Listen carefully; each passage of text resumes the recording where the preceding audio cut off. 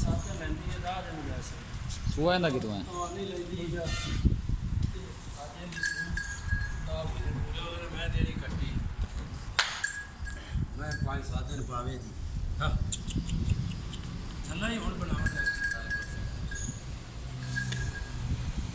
ਅੱਗੇ ਆਏ ਨੇ ਵਪਾਰੀ ਵੇਖੀ ਨੇ ਅੱਛਾ ਉਹਨਾਂ ਨੇ ਭਰਾਵਾ ਚਾਚਾ ਸਾਡੇ ਵਾਸਤੇ ਰੋਗ ਨਹੀਂ ਐਵੇਂ ਕਿਸੇ ਦਾ ਰਿਜ਼ਕ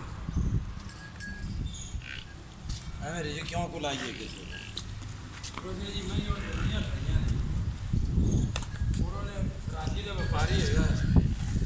ਉਹਨੂੰ ਫੋਨ ਕੀਤਾ ਸੀ ਉਹਨੇ ਆਖਿਆ ਹੁਣ ਤਾਂ ਮੈਂ ਗੰਗਣ ਕੋ ਆ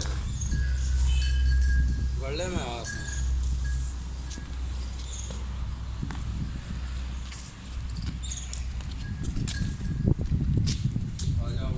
ਮੈਂ ਤੋੜ ਚੱਲ ਪਰਾਂ